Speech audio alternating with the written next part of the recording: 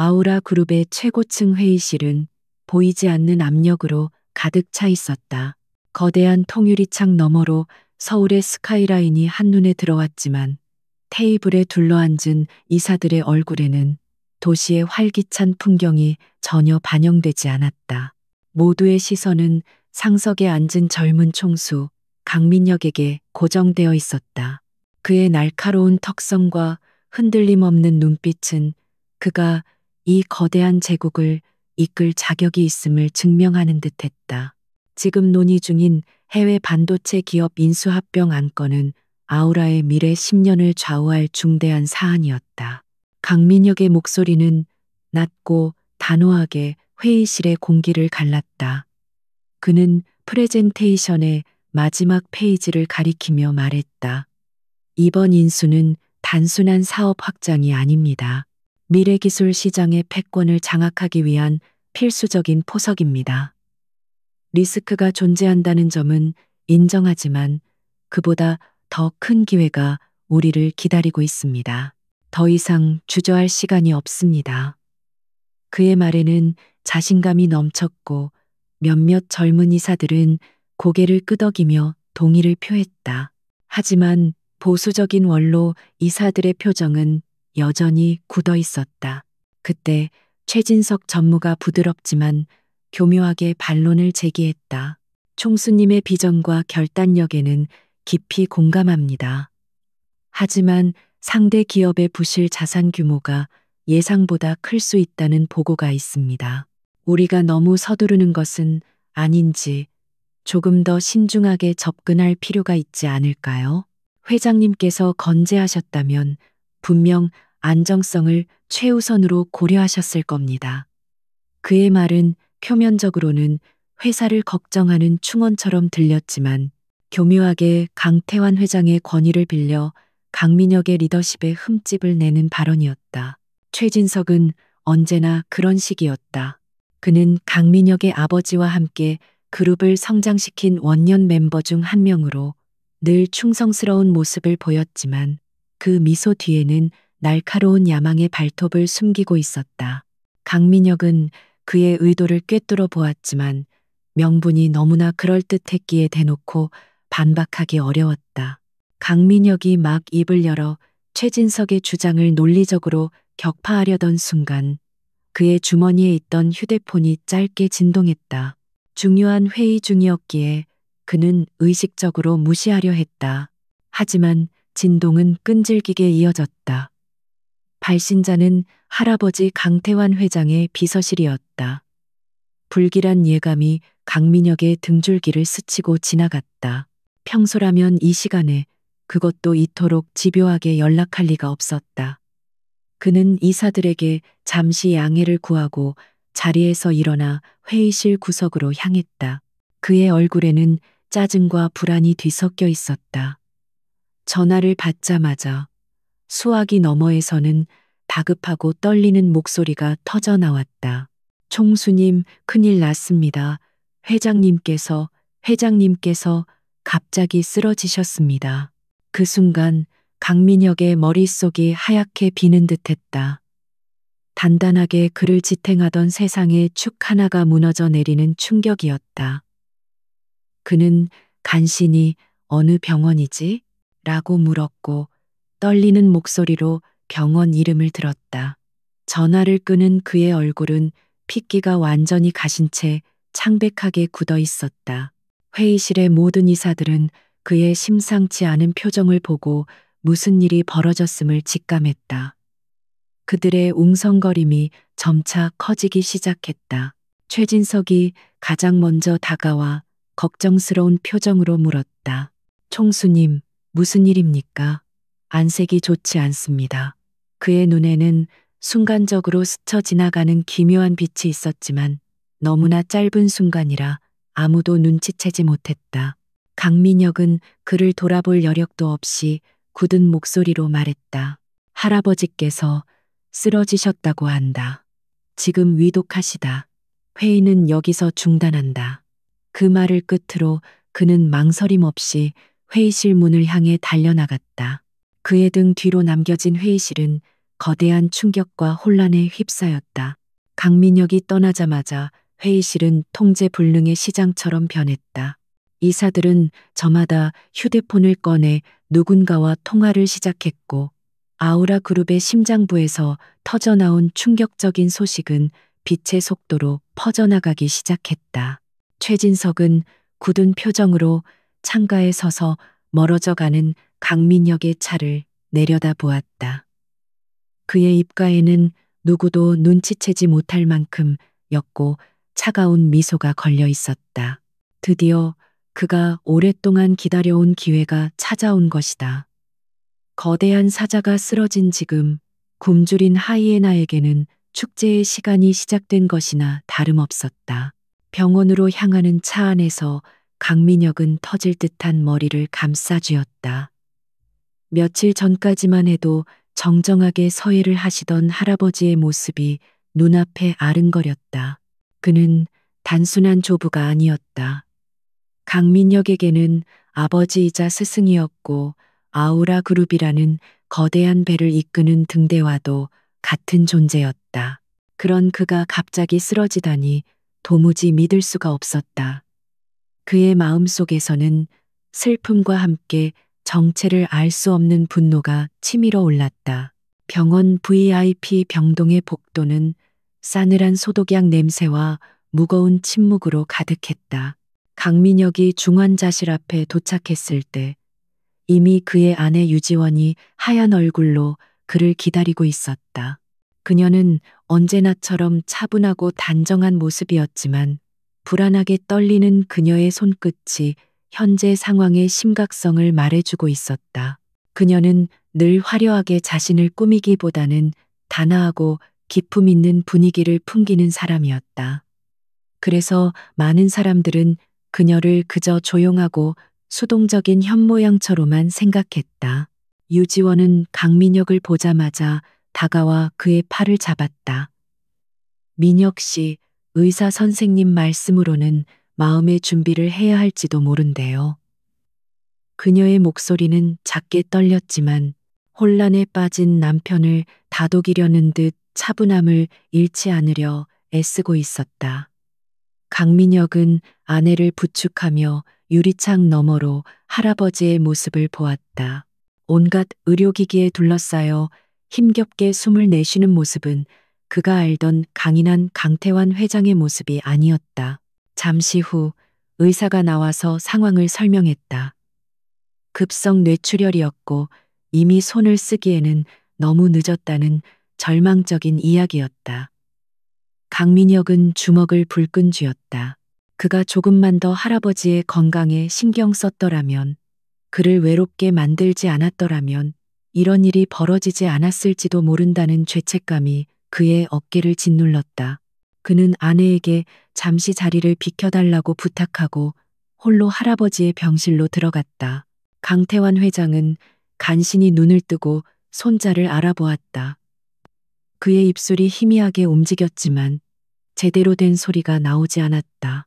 그는 힘겹게 산소 호흡기 속에서 거친 숨을 몰아쉬었다. 강민혁은 그의 손을 잡고 눈물을 흘리며 말했다. 할아버지, 제가 왔어요. 정신 차리세요. 제가 잘못했어요. 그의 목소리는 죄책감과 슬픔으로 완전히 잠겨 있었다. 강태환은 그런 손자를 보며 안타까운 눈빛을 보냈다. 그는 무언가 중요한 말을 하려는 듯 필사적으로 입을 움직였다. 사실 강민혁이 도착하기 바로 몇 분 전 유지원이 홀로 병실을 지키고 있었다. 강태환 회장은 잠시 의식을 되찾고는 곁에 있던 손주면을 리를 힘겹게 불렀다. 그는 다른 사람이 듣지 못하도록 그녀의 귀에 대고 아주 작은 목소리로 속삭였다. 지혜로운 아이야. 이건 시험의 시작이다. 민혁이를 지켜야 한다. 네가 가진 힘을 더는 숨기지 마라. 진짜 적은 네가 가장 믿는 그림자 속에 있다. 그의 말은 중간중간 끊어졌지만 그 안에 담긴 의미는 섬뜩할 정도로 명확했다. 유지원의 심장이 차갑게 내려앉았다. 그녀는 순간적으로 할아버지가 혼수 상태에서 헛소리를 하는 것이라고 생각하려 했었다. 하지만 그의 눈빛은 너무나도 또렷했고 그 안에는 깊은 경고와 함께 손주 며느리에 대한 절대적인 믿음이 담겨 있었다. 그녀가 평범한 주부로 살아가겠다고 결심하며 봉인해 두었던 과거의 기억들, 위기 분석 전문가로서 냉철한 판단과 전략으로 수많은 기업을 구해냈던 자신의 진짜 모습이 수면 위로 떠오르려 했다. 그녀는 할아버지의 손을 꼭 잡으며 고개를 끄덕였다.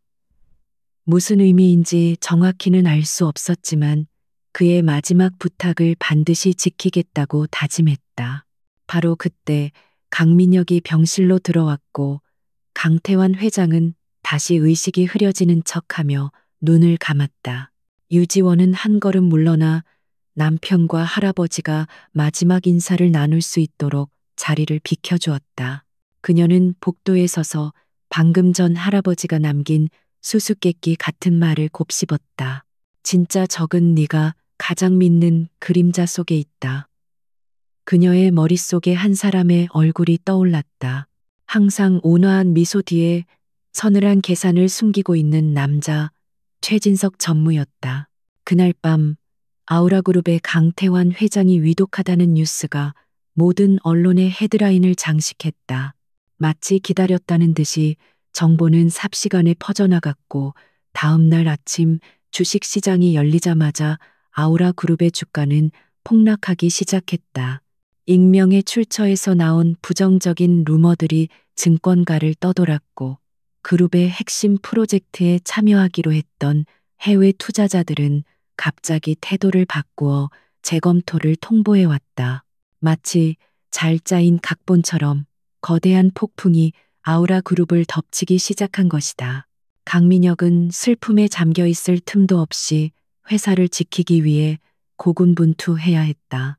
그는 밤을 새워가며 대책 회의를 열고 투자자들을 설득하려 했지만 보이지 않는 거대한 손이 모든 것을 방해하는 듯했다.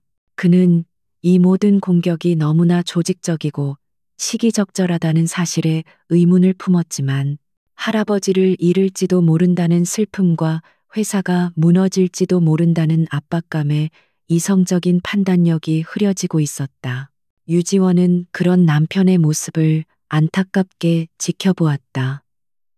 그녀는 남편이 혼자서 이 거대한 폭풍을 감당하기에는 역부족이라는 것을 알고 있었다. 그리고 그녀는 할아버지의 마지막 유언을 떠올렸다. 이것은 단순한 위기가 아니라 누군가에 의해 계획된 거대한 시험의 시작일 뿐이었다. 그녀는 더 이상 남편 뒤에 숨어 평범한 아내로만 머물 수 없음을 직감했다. 이제는 그녀가 봉인했던 자신의 진짜 모습을 꺼내 보일 때가 온 것이다. 아우라 그룹을 그리고 남편 강민혁을 지키기 위한 그녀의 조용한 전쟁이 막 시작되려 하고 있었다. 다음 날 새벽 대한민국 경제의 심장이 뛰는 여의도 증권가가 개장하기도 전에 아우라 그룹을 둘러싼 공기는 이미 차갑게 얼어붙어 있었다. 밤사이에 퍼져나간 강태환 회장의 위독설은 단순한 루머가 아니라 기정사실이 되어 투자자들의 심리를 맹렬하게 흔들었다.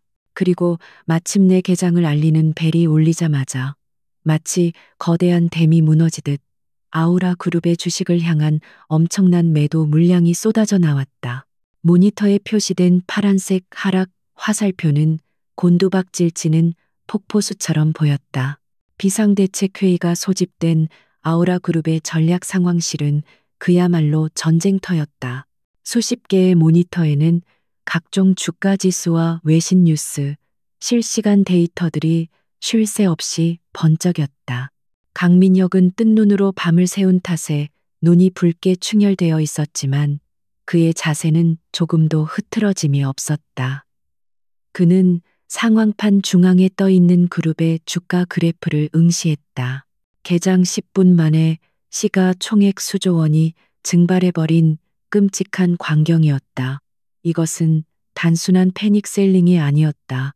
누군가 의도적으로 그리고 조직적으로 그룹을 무너뜨리려 하고 있었다. 재무팀장이 떨리는 목소리로 보고했다. 총수님, 해외의 특정 헤지펀드에서 대규모 공매도 물량이 나오고 있습니다. 동시에 저희가 추진 중이던 MA 건에 대한 부정적인 여론을 조장하는 기사들이 해외 언론사를 통해 유포되고 있습니다. 마치 모든 것이 사전에 계획된 것처럼 일사불란하게 움직이고 있습니다. 그의 말은 상황실의 불안감을 더욱 증폭시켰다. 이것은 외부의 공격뿐만 아니라 내부 정보가 유출되지 않고서는 불가능한 일이었다. 바로 그때 최진석 전무가 깊은 한숨을 내쉬며 입을 열었다. 그의 얼굴에는 회사를 걱정하는 기색이 역력했지만 그 눈빛 깊은 곳에서는 미묘한 만족감이 숨겨져 있었다. 상황이 매우 심각하군요. 이럴 때일수록 우리는 신중해야 합니다. 지금 무리하게 주가 방어에 나섰다가는 실탄만 낭비하고 더 큰 위기를 맞을 수 있습니다. 일단은 한 걸음 물러서서 시장이 안정되기를 기다리는 것이 현명한 판단일지도 모릅니다. 그의 제안은 합리적으로 들렸지만 사실상 싸우지도 않고 투항하자는 말과 다름없었다. 젊은 기획실장이 즉각 반박하고 나섰다. 전무님 말씀에 동의할 수 없습니다. 지금 우리가 물러서는 모습을 보이면 투자자들의 불안감은 극에 달할 것이고 주가 하락은 걷잡을 수 없게 될 겁니다. 자사주를 매입해서라도 주가 방어에 대한 강력한 의지를 보여주어야 합니다. 그의 주장으로 인해 임원들 사이에서는 격렬한 논쟁이 벌어졌다. 강민혁의 리더십은 시험대에 올랐다. 그의 결정 하나하나에 그룹의 운명이 달려 있었다. 강민혁은 잠시 눈을 감고 생각에 잠겼다. 할아버지가 계셨더라면 이 상황에서 어떤 결정을 내렸을까? 아마도 적의 의도를 파악할 때까지 섣불리 움직이지 말라고 하셨을 것이다. 하지만 동시에 호랑이는 위기 앞에서 등을 보이지 않는다고도 가르치셨다. 그는 눈을 뜨고 결연한 목소리로 명령했다. 기획실장 말대로 즉시 자사주 매입을 준비하라. 재무팀은 우리가 동원할 수 있는 모든 유동 자금을 확보하라. 그리고 홍보팀은 악의적인 루머에 대해 즉각 반박 성명을 발표하고 언론을 통해 우리의 경영 의지가 건재함을 알려라. 우리는 물러서지 않는다. 그의 단호한 결정에 상황실의 혼란은 어느 정도 수습되었다. 하지만 최진석은 속으로 코웃음을 쳤다. 그는 강민혁이 바로 그 길로 걸어 들어오기를 바라고 있었다. 젊은 혈기에 기댄 정면 돌파는 지금과 같은 복합적인 위기 상황에서는 최악의 수였다. 적들은 아우라가 주가 방어에 막대한 자금을 쏟아붓기를 기다리고 있을 터였다. 그렇게 실탄을 소진하고 나면 그들은 다음 단계의 공격을 개시하여 아우라의 숨통을 완전히 끊어놓을 계획이었다. 회의가 끝난 후 최진석은 자신의 사무실로 돌아와 은밀하게 전화를 걸었다. 수화기 너머의 상대방에게 그는 부드러운 목소리로 말했다. 예상대로 움직여주고 있습니다. 정말 다루기 쉬운 젊은 사자로군요. 2단계 계획을 예정대로 진행하십시오.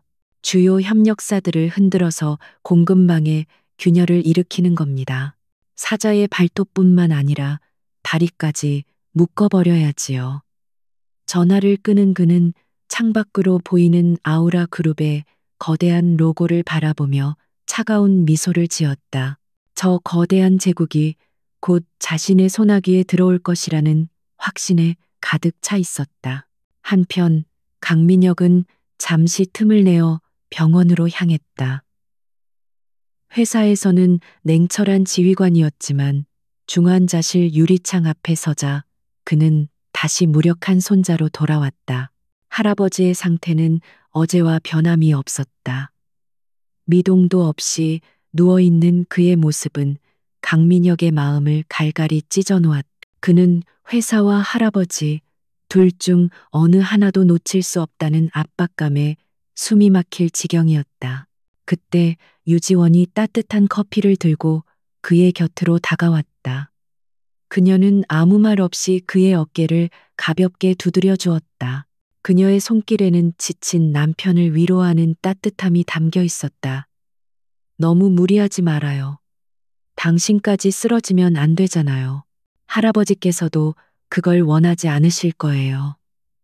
그녀의 차분한 목소리는 강민혁의 혼란스러운 마음을 조금이나마 진정시켜 주었다.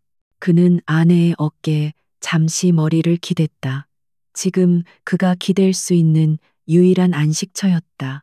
하지만 유지원은 단순히 남편을 위로만 하고 있는 것이 아니었다. 그녀는 병실 한쪽에 앉아 태블릿 PC로 아우라 그룹과 관련된 모든 뉴스와 데이터를 조용히 분석하고 있었다. 그녀의 손가락은 빠르게 화면을 넘기며 주가 변동 그래프, 거래량, 공매도 주체, 그리고 루머의 진원지로 추정되는 언론사들의 관계도를 그려나갔다.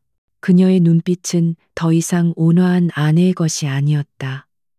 과거 국제 분쟁 지역의 위기 상황을 분석하고 해결책을 제시하던 날카로운 전략가의 눈빛으로 돌아와 있었다. 그녀는 표면적인 현상 너머에 숨겨진 패턴을 발견했다. 이번 공격은 단순히 돈을 노린 헤지펀드의 소행이 아니었다. 주가 하락을 유도하는 방식, 루머를 퍼뜨리는 타이밍, 협력사들을 압박하는 수법까지 모든 것이 아우라 그룹의 가장 약한 고리를 정확히 꿰뚫고 있었다. 이것은 그룹의 내부 사정을 손바닥 보듯 훤히 아는 자가 아니라면 절대 불가능한 일이었다. 그리고 그녀의 분석은 단 한 사람을 가리키고 있었다. 바로 최진석 전무였다. 하지만 아직은 물증이 없었다. 섣불리 말했다가는 오히려 혼란만 가중시킬 뿐이었다. 그날 오후 최진석의 예상대로 아우라 그룹은 더 큰 위기에 봉착했다. 그룹의 핵심 부품을 독점적으로 공급하던 해외 협력사가 돌연 계약 파기를 통보해 온 것이다. 표면적인 이유는 아우라 그룹의 신용도 하락이었지만 이는 최진석과 그의 배후 세력이 오랫동안 공을 들여온 공작의 결과였다. 이 소식이 전해지자 주가는 다시 폭락했고 자사주 매입으로 간신히 버티던 방어선은 속절없이 무너졌다. 강민혁은 망연자실했다. 그는 자신이 내린 결정이 오히려 회사를 더 깊은 수렁으로 몰아넣었다는 자책감에 빠졌다.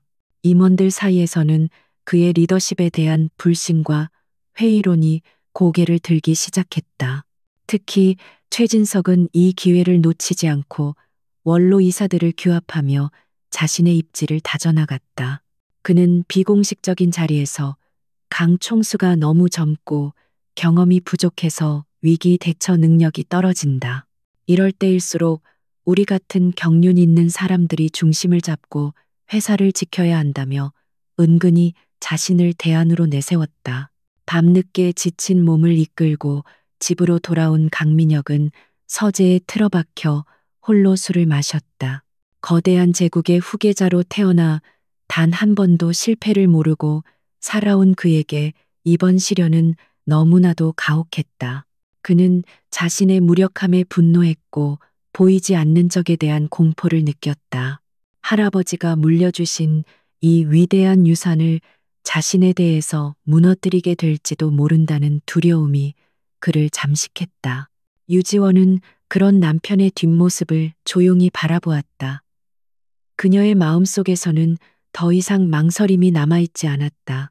할아버지의 유언, 남편의 고통, 그리고 회사의 위기. 이 모든 것이 그녀에게 행동을 요구하고 있었다. 그녀는 더 이상 그림자 속에 머물러 있을 수 없었다. 그녀는 조용히 서재문을 닫고 자신의 방으로 돌아와 노트북을 열었다. 그리고 과거 그녀가 팬텀이라는 코드네임으로 활동할 당시 함께 일했던 옛 동료에게 아주 짧고 암호화된 메시지를 보냈다. 사냥이 시작되었다. 도움이 필요하다. 이제 어둠 속에서 날아오는 독화살을 막아낼 방패가, 그리고 반격의 칼을 겨눌 창이 움직이기 시작할 시간이었다. 밤은 깊었지만 강민혁의 집무실은 대나처럼 환했다. 그는 이미 사흘 밤낮으로 제대로 잠을 이루지 못하고 있었다. 책상 위에는 식어버린 커피와 한 입도 되지 않은 샌드위치, 그리고 복잡한 수치가 가득한 보고서들이 산더미처럼 쌓여 있었다. 그의 날카롭던 턱선은 수척해졌고 자신감 넘치던 눈빛에는 깊은 피로와 무력감이 서려 있었다. 그는 보이지 않는 적이 던지는 창과 칼을 온몸으로 막아내고 있었지만 상처는 점점 깊어지고 있었다. 유지원은 그런 남편의 모습을 거실 소파에 앉아 조용히 지켜보고 있었다. 그녀의 손에는 뜨개질거리가 들려 있었지만 그녀의 시선은 굳게 닫힌 서재문에 고정되어 있었다. 남편의 고통이 문틈을 넘어 그녀의 심장까지 파고드는 듯했다. 그녀는 그가 얼마나 강한 책임감을 가진 사람인지, 할아버지의 유산을 지키기 위해 자신을 얼마나 채찍질하고 있는지 누구보다 잘 알고 있었다. 하지만 지금의 그는 마치 안개 속에서 허우적대는 조난자와 같았다. 그녀는 더 이상 방관자로서 남편의 좌절을 지켜보고만 있을 수 없었다. 그녀가 팬텀에게 보낸 메시지에 대한 답장은 이미 도착해 있었다. 언제나처럼 당신의 방패이자 검이 되어드리겠습니다. 그 짧은 문장은 그녀에게 과거의 자신을 일깨워주는 주문과도 같았다. 그녀는 조용히 자리에서 일어나 자신의 방으로 향했다. 화려한 드레스와 보석이 가득한 드레스룸 한쪽 구석, 평범한 옷상자 밑에 숨겨진 금고가 있었다. 금고 안에는 그녀가 과거에 사용했던 세상 어디에도 등록되지 않은 특수 제작된 노트북과 몇 개의 위성 전화기, 그리고 여러 개의 가명으로 발급된 신용카드들이 들어 있었다. 이것들은 그녀가 평범한 아내 유지원으로 살아가기로 결심하며 스스로 봉인했던 과거의 흔적들이었다. 그녀는 망설임 없이 노트북을 꺼내 전원을 켰다. 몇 단계의 복잡한 보안 절차를 거치자 화면에는 익숙한 암호화된 통신 채널이 활성화되었다. 유지원의 손가락이 키보드 위에서 춤을 추기 시작했다. 그녀는 더 이상 온화하고 부드러운 안주인이 아니었다.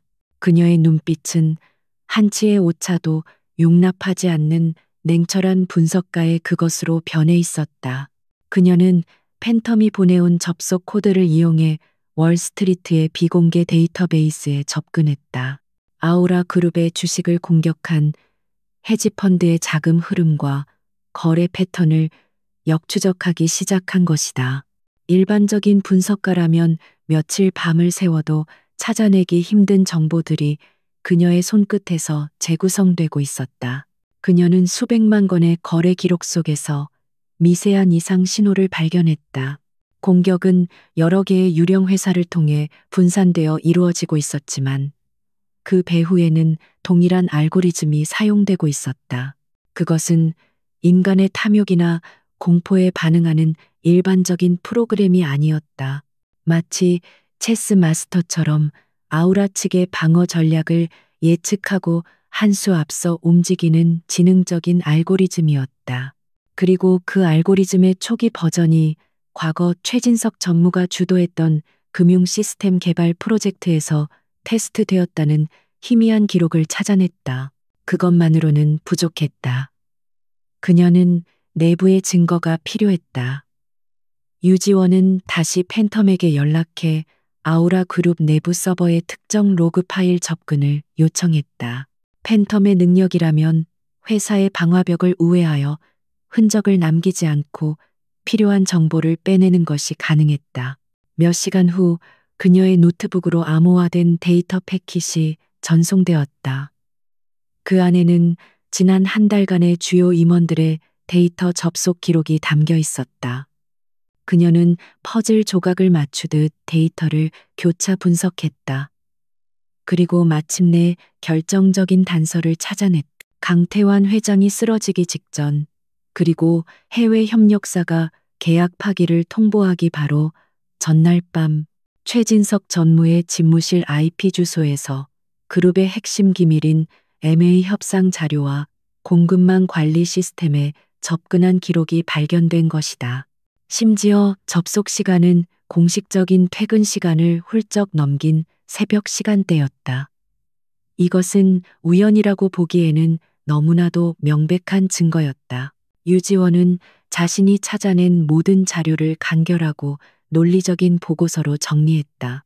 복잡한 금융 데이터와 서버 로그는 누구라도 쉽게 이해할 수 있도록 시각적인 차트로 변환했다. 그녀는 이 증거를 들고 남편에게 가야 했다. 그가 이 사실을 받아들이고 올바른 결정을 내릴 수 있도록 설득해야 했다.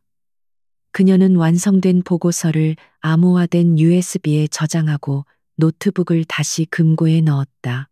이제 다시 유지원의 모습으로 돌아갈 시간이었다. 그녀는 따뜻한 꿀물을 타서 남편의 서재로 들어갔다. 강민혁은 여전히 모니터 앞에서 씨름하고 있었다. 유지원은 조심스럽게 그의 옆에 꿀물 잔을 내려놓으며 말했다. 민혁 씨, 잠시만 시간 좀 내줄 수 있어요?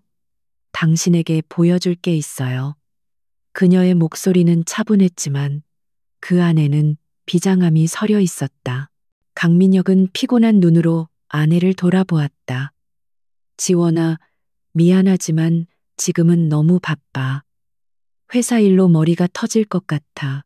나중에 얘기하면 안 될까?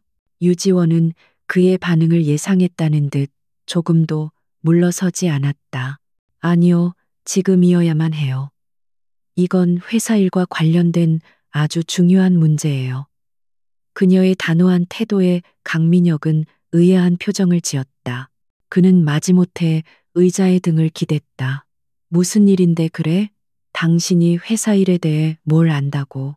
그의 말에는 가시가 돋쳐 있었다. 그것은 아내를 무시해서가 아니라 자신의 무력함에 대한 짜증이 엉뚱한 곳으로 튄 것이었다. 유지원은 그의 말에 상처받지 않았다. 그녀는 침착하게 USB를 노트북에 꽂고 자신이 정리한 보고서를 화면에 띄웠다.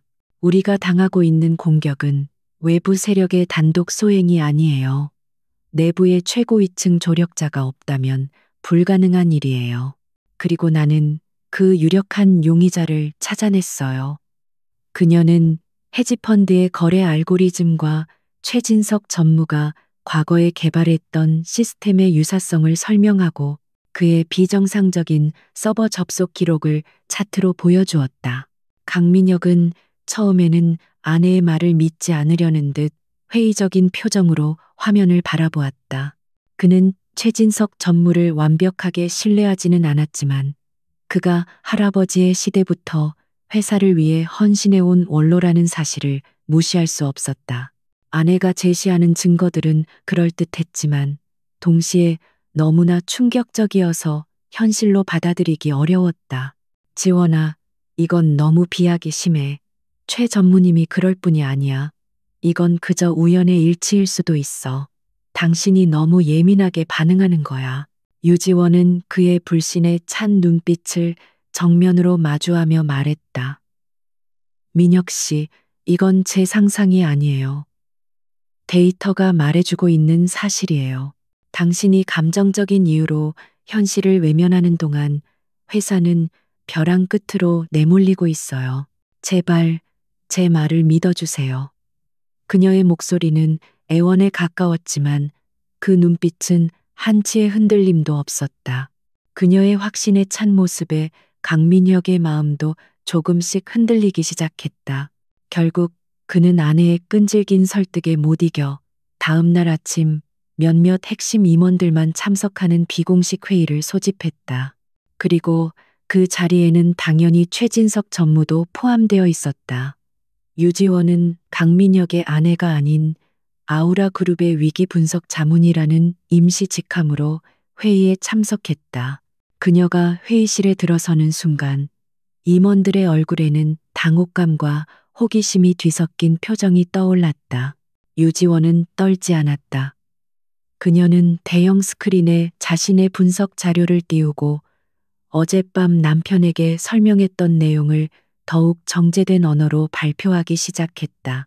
그녀의 목소리는 조용했지만 논리 정연했고 그녀가 제시하는 데이터는 반박의 여지가 없어 보였다.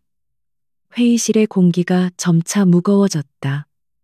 임원들은 술렁이기 시작했고 최진석 전무의 얼굴은 점점 굳어갔다. 발표가 끝나자 최진석이 가장 먼저 입을 열었다. 그는 박수를 치며 일어섰지만 그의 눈에는 차가운 조소가 가득했다. 정말 대단한 상상력이십니다. 사모님. 한 편의 스릴러 소설을 읽는 것 같군요. 하지만 이곳은 드라마 촬영장이 아니라 현실 비즈니스가 이루어지는 곳입니다. 그는 유지원을 철저히 무시하며 강민혁을 향해 말했다. 총수님, 사모님의 노고는 가상하지만 이런 아마추어적인 추측으로 그룹의 원로를 모욕하는 것은 도리가 아닙니다. 그는 자신이 새벽에 서버에 접속했던 것은 위기 상황에서 과거 자료를 검토하며 해결책을 찾기 위함이었다고 태연하게 거짓말을 했다. 또한 알고리즘의 유사성은 업계에서 흔히 사용되는 표준 모델을 기반으로 했기 때문일 뿐이라고 일축했다. 그의 노련한 말솜씨와 그럴듯한 변명에 다른 임원들은 고개를 끄덕이기 시작했다. 유지원의 주장은 갑자기 힘을 잃고 그저 경험 없는 주부의 섣불은 의심처럼 변해버렸다. 회의는 아무런 결론 없이 끝났다. 강민혁은 임원들 앞에서 망신을 당한 듯한 굴욕감에 휩싸였다. 그는 유지원에게 차갑게 말했다. 이제 됐어?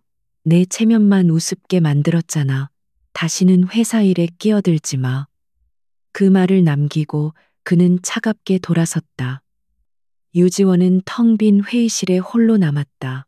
예상했던 결과였지만 남편의 차가운 시선은 그녀의 가슴에 비수처럼 꽂혔다.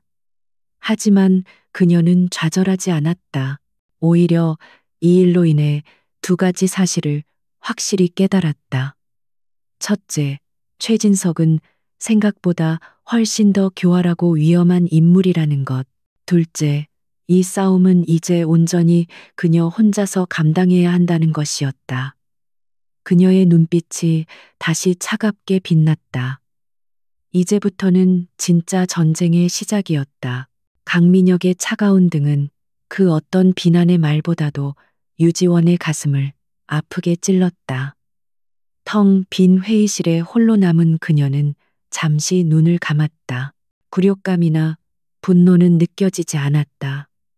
대신 차가운 강철 같은 결의가 그녀의 심장을 채웠다.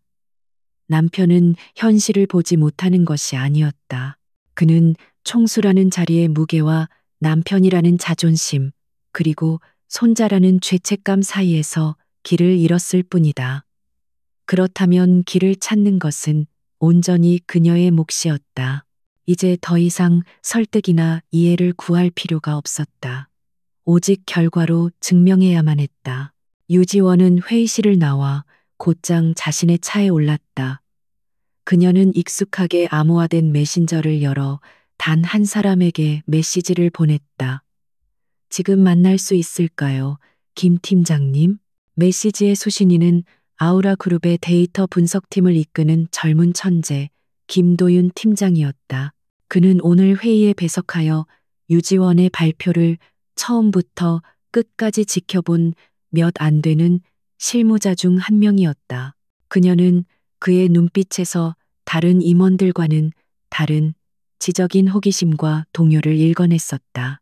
약속 장소는 회사가 아닌 광화문의 한적한 북카페였다. 약속 시간보다 조금 일찍 도착한 김도윤은 창가에 앉아 초조하게 손가락을 까딱이고 있었다. 그는 사모님의 갑작스러운 호출 의도를 짐작할 수 없어 불안했다. 잠시 후 유지원이 카페 안으로 들어섰다. 그녀는 더 이상 위축된 모습이 아니었다. 단정하지만 자신감 있는 걸음걸이와 상대를 꿰뚫어 보는 듯한 깊은 눈빛은 그가 알던 총수의 조용한 아내가 아니었다. 유지원은 자리에 앉자마자 본론으로 들어갔다. 오늘 회의에서 제 발표를 어떻게 들으셨나요? 그녀의 질문은 단도직입적이었다. 김도윤은 잠시 망설이다가 솔직하게 대답했다. 논리적으로는 흠잡을 데가 없었습니다. 하지만 결정적인 증거가 부족했습니다. 최 전무님 같은 분을 상대로는 단순한 정황만으로는 어림도 없습니다. 그의 대답은 정중했지만 핵심을 찌르고 있었다. 유지원은 고개를 끄덕이며 태블릿 PC를 꺼내 그의 앞에 내밀었다. 화면에는 복잡한 코드가 떠 있었다. 이건 오늘 아침 우리를 공격하는 헤지펀드가 사용한 매매 알고리즘의 소스 코드 일부입니다. 그리고 이건 5년 전 최 전무가 주도했던 리스크 관리 시스템의 핵심 코드입니다. 그녀는 두 개의 코드를 나란히 띄웠다. 김도윤의 눈이 경악으로 커졌다. 두 코드의 구조, 변수명, 심지어 개발자의 습관이 묻어나는 주석 처리 방식까지 소름 끼칠 정도로 동일했다. 이것은 우연의 일치가 될 수 없었다. 어떻게 이걸 손에 넣으셨습니까? 유지원은 그의 질문에 대답하는 대신 자신의 제안을 던졌다. 김 팀장님, 저는 지금부터 보이지 않는 전쟁을 시작하려 합니다. 아우라 그룹의 공식적인 지휘 계통과는 전혀 다른 비밀스러운 팀을 만들 생각입니다. 저에게는 김 팀장님처럼 데이터를 꿰뚫어 보고 진실을 찾아낼 수 있는 눈이 필요합니다. 저와 함께 싸워주시겠습니까? 그녀의 목소리에는 거부할 수 없는 힘이 실려 있었다. 김도윤은 잠시 동안 깊은 고민에 빠졌다. 이것은 자신의 경력 전체를 걸어야 하는 위험한 도박이었다. 하지만 그의 가슴 속에서는 진실을 눈앞에 두고 외면할 수 없다는 분석가로서의 양심과 거대한 악에 맞서고 싶다는 뜨거운 무언가가 끓어오르고 있었다. 그는 마침내 결심한 듯 입을 열었다. 제가 무엇을 하면 되겠습니까? 첫 번째 동료를 얻은 유지원은 다음 단계로 움직였다. 그녀는 김도윤에게 절대적으로 신뢰할 수 있는 소수의 인재들을 비밀리에 추천해달라고 부탁한 뒤 자신은 강태환 회장의 옛 저택이 있는 평창동으로 향했다. 그곳에는 수십 년간 강 회장의 곁을 지킨 집사이자 경호 총괄이었던 박 기사가 은퇴 후 살고 있었다. 그는 강 회장의 손과 발이었을 뿐만 아니라 그의 가장 깊은 비밀까지도 함께 공유했던 충신 중의 충신이었다. 박 기사는 갑작스럽게 찾아온 젊은 안주인을 놀란 표정으로 맞이했다. 유지원은 그에게 병원에서 있었던 할아버지와의 마지막 대화를 조심스럽게 털어놓았다. 진짜 적은 그림자 속에 있다는 경고와 함께 자신에게 모든 것을 맡기셨다는 사실을 전했다. 박 기사는 모든 이야기를 묵묵히 들은 뒤 깊은 주름이 팬 눈으로 유지원을 오랫동안 응시했다. 그리고는 마치 모든 것을 알고 있었다는 듯이 말했다. 회장님께서 마님을 얼마나 믿고 의지하셨는지 저는 알고 있습니다. 그분은 마님께서 언젠가 이렇게 나서주실 거라고 예견하셨습니다. 기다리고 있었습니다. 무엇이 필요하십니까? 유지원은 그에게 안전한 작전 기지와 대외적으로 추적이 불가능한 자금, 그리고 보안 통신망을 요청했다. 박 기사는 망설임 없이 그녀를 저택의 지하석으로 안내했다. 벽면을 가득 채운 책장 하나가 소리 없이 옆으로 밀리자 최첨단 보안 장비로 가득한 비밀 벙커가 모습을 드러냈다. 이곳은 회장님께서 만일의 사태를 대비해 만들어 두신 공간입니다.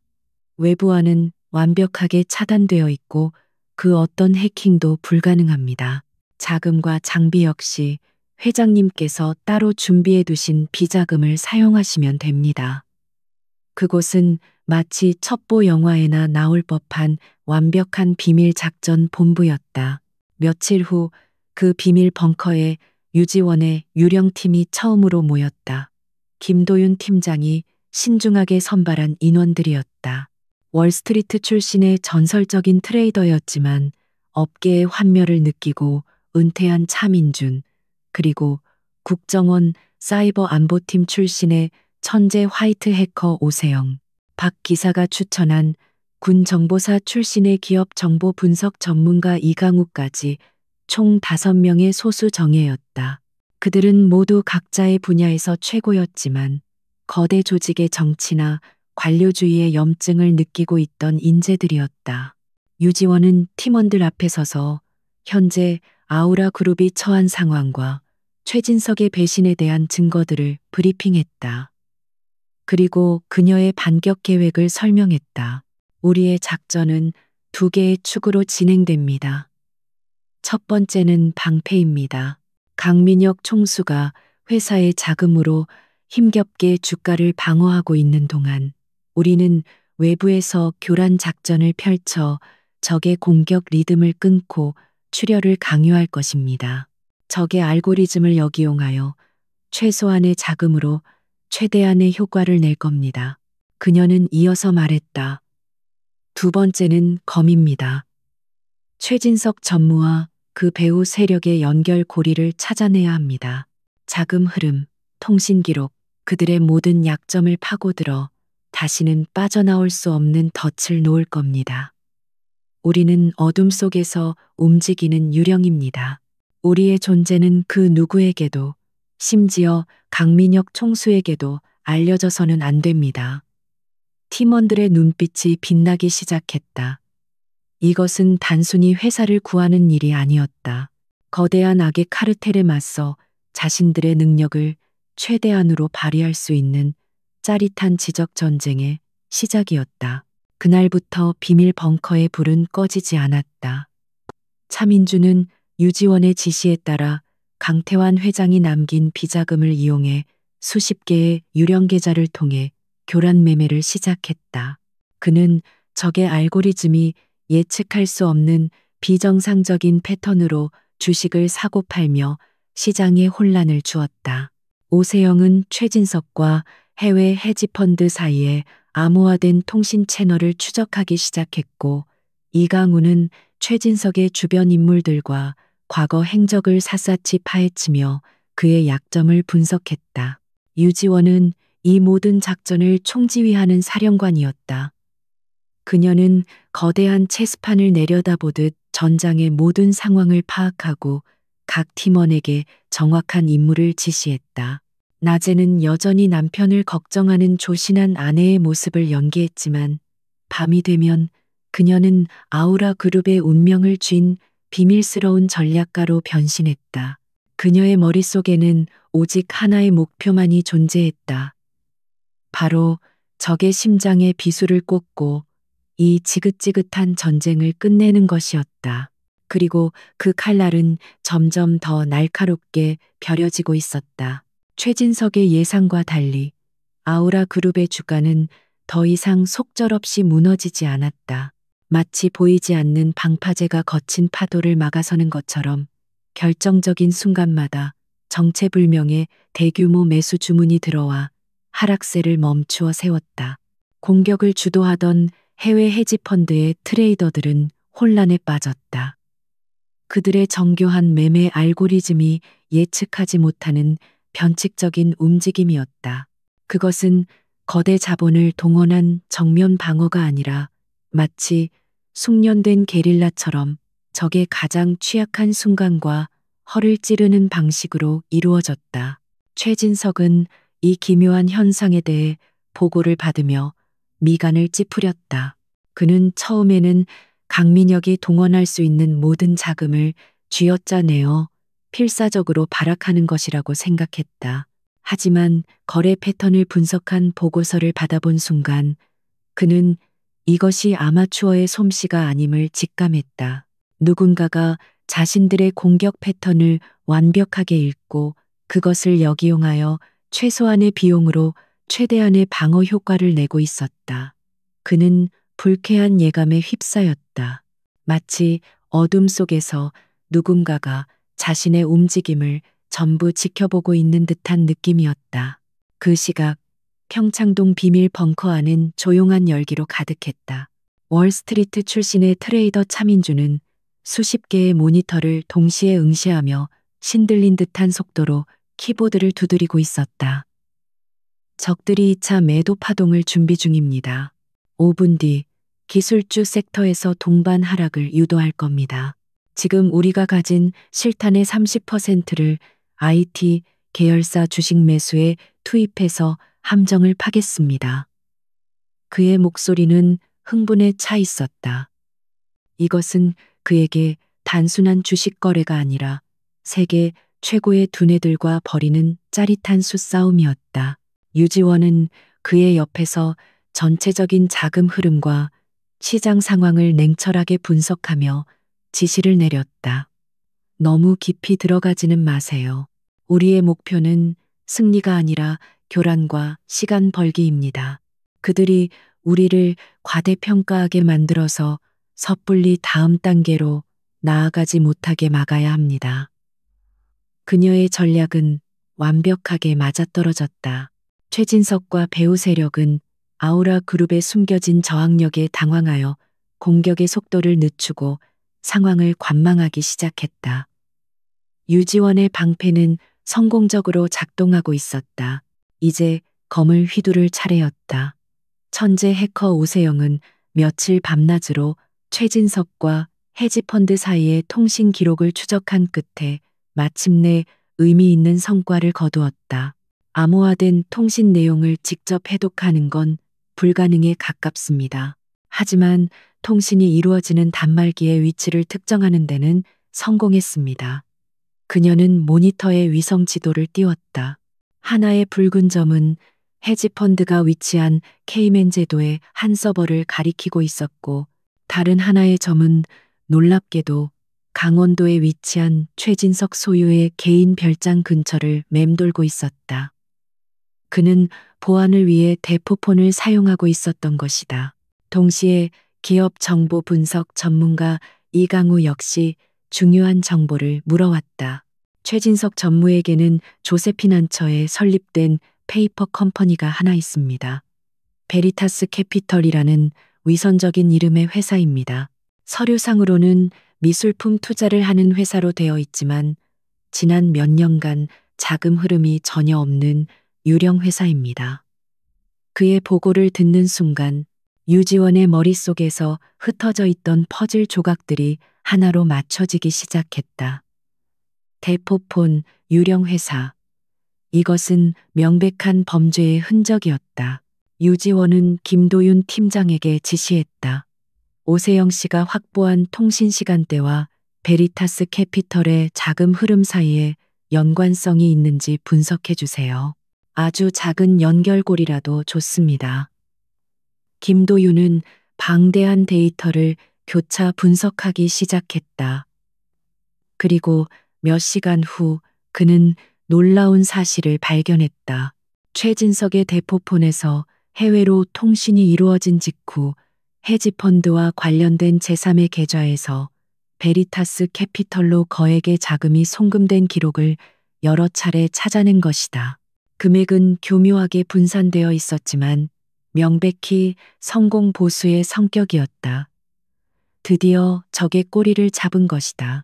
한편 자신의 계획에 차질이 생기자 최진석은 점점 초조해졌다. 그는 이 모든 혼란의 중심에 유지원이 있다는 불길한 의심을 떨칠 수 없었다. 회의실에서 당당하게 자신을 몰아세우던 그녀의 눈빛이 자꾸만 떠올랐다. 그는 그녀를 과소평가했다는 사실을 어렴풋이 깨닫기 시작했다. 그는 분노했다. 감히 한낱 가정주부가 자신의 위대한 계획에 흠집을 내려 한다는 사실에 참을 수 없는 모욕감을 느꼈다. 그는 더 이상 신사적으로 행동할 필요가 없다고 판단했다. 최진석은 자신의 수족처럼 부리는 비서실 직원을 은밀히 불렀다. 유지원이라는 여자에 대해 샅샅이 뒤져봐. 과거, 가족 관계, 친구, 돈 문제, 남자 문제, 뭐든 상관없어. 먼지 하나라도 찾아내. 호랑이를 잡으려면 발톱부터 부러뜨려야지. 그의 목소리는 뱀처럼 차갑고 사악했다. 그는 유지원을 사회적으로 매장시켜 강민혁의 눈과 귀를 멀게 만들고 그녀가 다시는 회사 일에 끼어들 엄두조차 내지 못하게 만들 계획이었다. 그의 비열한 공작은 곧바로 시작되었다. 증권가 정보지에 익명의 제보가 흘러 들어갔다.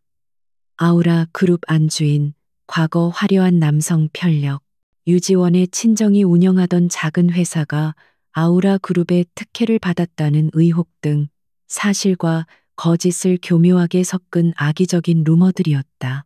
아직은 대중에게 알려지지 않았지만 상류층 사교계와 그룹 내부에서 은밀하게 퍼져나가며 그녀의 평판에 흠집을 내기 시작했다. 하지만 유지원은 이미 이 모든 것을 예상하고 있었다. 박 기사는 오래전부터 그녀에게 최진석이 목적을 위해서라면 어떤 비열한 수단도 가리지 않는 인물이라고 경고했었다. 그녀는 이강우에게 최진석의 움직임을 역으로 감시하도록 지시해 두었고 루머가 퍼지기 시작하자마자 그 진원지를 파악할 수 있었다. 그녀는 동요하지 않았다. 오히려 이것은 최진석이 궁지에 몰렸다는 증거라고 생각했다. 이성을 잃은 짐승은 더 쉽게 함정에 빠지는 법이었다. 며칠 후 아우라 그룹이 후원하는 자선 갈라 행사가 열렸다. 강민혁은 회사 일로 참석하지 못했고 유지원이 안주인으로서 홀로 자리를 지켰다.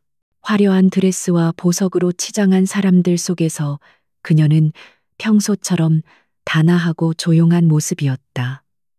최진석은 이때가 기회라고 생각하고 그녀에게 접근했다. 그는 와인잔을 부드럽게 흔들며 위선적인 미소와 함께 말을 걸었다. 사모님, 힘든 시기에 그룹을 위해 애써주시는 모습이 정말 보기 좋습니다. 하지만 이런 복잡한 일은 저희 같은 전문가들에게 맡기시고 사모님께서는 이런 아름다운 자리를 즐기시는 편이 더 어울리지 않겠습니까? 그의 말에는 노골적인 경멸과 함께 더 이상 나서지 말라는 경고가 담겨 있었다. 유지원은 그의 눈을 똑바로 바라보며 옅은 미소를 지었다. 그녀는 나지막하지만 또렷한 목소리로 대답했다. 전무님 말씀이 맞아요. 하지만 때로는 가장 중요한 일들이 이런 화려한 무대 뒤 아무도 보지 않는 어두운 곳에서 이루어지기도 하잖아요. 그렇지 않나요, 전무님? 그녀의 말은 평범한 대화처럼 들렸지만 어두운 곳이라는 단어에 힘을 주어 말했다. 그 순간 최진석의 얼굴에서 미소가 사라졌다. 그는 유지원의 눈빛에서 자신을 꿰뚫어 보는 듯한 섬뜩한 통찰력을 읽었다. 그녀는 모든 것을 알고 있다는 듯한 확신에 차 있었다. 그는 처음으로 자신의 등줄기를 타고 흐르는 차가운 식은땀을 느꼈다. 자신이 얕잡아 봤던 초식 동물이 사실은 날카로운 발톱을 숨긴 맹수였을지도 모른다는 공포가 엄습했다. 그는 아무 말도 하지 못하고 어색하게 자리를 피했. 그날 밤 비밀 벙커의 분위기는 그 어느 때보다 무거웠다. 김도윤이 마침내 최진석의 페이퍼 컴퍼니와 헤지펀드 사이의 자금 흐름을 완벽하게 증명하는 최종 보고서를 완성했기 때문이었다. 화면에는 여러 나라를 거쳐 돈 세탁된 자금이 마침내 베리타스 캐피털로 흘러들어가는 경로가 한눈에 보이는 차트로 그려져 있었다. 이것은 최진석의 목에 겨눌 수 있는 완벽하고도 치명적인 비수였다. 유지원은 차가운 눈으로 화면을 응시했다. 이제 사냥의 마지막 단계를 준비할 시간이었다. 병원 특실의 공기는 언제나처럼 소독약 냄새와 무거운 침묵으로 가득했다. 강민혁은 며칠째 간이 침대에서 쪽잠을 자며 할아버지의 곁을 지키고 있었다. 그의 노력에도 불구하고 회사의 위기는 끝이 보이지 않았고 유지원이 제기했던 최진석에 대한 의심은 아직 확실한 물증이 없어 그의 마음속에서 혼란만 가중시키고 있었다. 바로 그때 병실 문이 조용히 열리고 강태환 회장의 개인 변호사이자 수십 년간 그의 법률 대리인을 맡아온 윤 변호사가 들어왔다. 그는 강민혁에게 정중히 목례를 한 뒤 아무 말 없이 강태환 회장의 침대 곁으로 다가갔다. 강민혁은 그가 회장님의 유언이나 재산 관련 문제를 처리하러 온 것이라고 생각했다. 윤 변호사는 주변을 한번 둘러본 뒤 의식이 없는 듯 보이는 강 회장의 귓가에 몸을 숙여 아주 작은 목소리로 무언가를 속삭였다. 그러자 미동도 없던 강 회장의 손가락이 아주 미세하게 거의 알아차릴 수 없을 정도로 한번 움찔했다. 윤 변호사는 그 신호를 확인한 뒤 굳은 표정으로 자리에서 일어나 강민혁에게 말했다. 회장님의 뜻을 확인했습니다. 총수님께는 죄송하지만 이 사안에 대해서는 어떤 질문에도 답변해 드릴 수 없음을 양해해 주시기 바랍니다. 그의 태도는 단호했고 강민혁은 영문을 몰라 어리둥절한 표정을 지을 수밖에 없었다.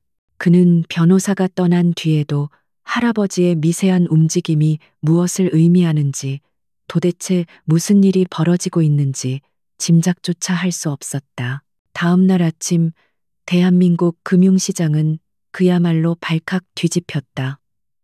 속보가 모든 언론사의 헤드라인을 장식했다. 아우라 그룹 강태환 회장, 옥중 경영, 수십 년 보유 우량주 전략 매각, 시장의 충격이라는 자극적인 제목이었다.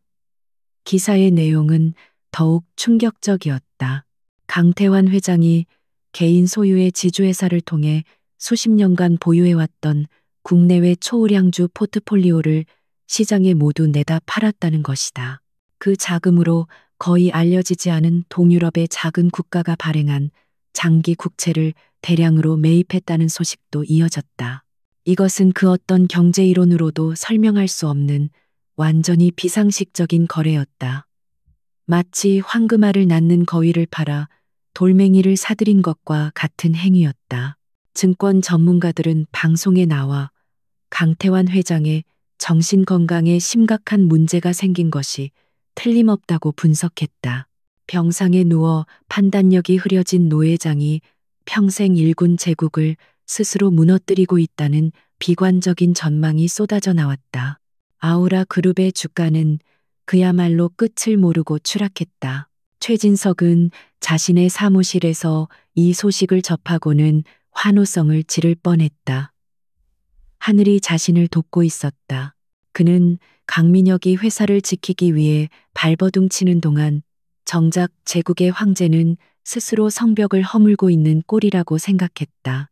그는 즉시 배우 세력에게 연락해 강태환이 마침내 노망이 든 것 같습니다. 지금이 바로 아우라의 숨통을 끊어놓을 절호의 기회입니다. 마지막 총공세를 준비해 주십시오. 라고 의기양양하게 말했다. 그의 눈에는 탐욕과 승리에 대한 확신이 번뜩였다. 강민혁은 절망의 나락으로 떨어졌다. 그는 당장 윤 변호사를 찾아가 멱살이라도 잡고 싶은 심정이었다. 할아버지가 그가 세상에서 가장 존경하고 믿었던 단 한 사람이 어떻게 이런 말도 안 되는 결정을 내릴 수 있단 말인가. 이것은 회사를 구하려는 자신의 노력에 재를 뿌리는 것을 넘어 아예 등 뒤에서 칼을 꽂은 격이었다. 그의 마음속에서 할아버지에 대한 원망과 함께 모든 것을 포기하고 싶은 무력감이 솟구쳐 올랐다. 하지만 평창동 비밀 벙커의 분위기는 외부 세계와는 전혀 달랐다. 팀원들은 모두 충격과 혼란에 빠져 있었다. 트레이더 차민주는 말도 안 돼. 이건 완벽한 자살 행위야.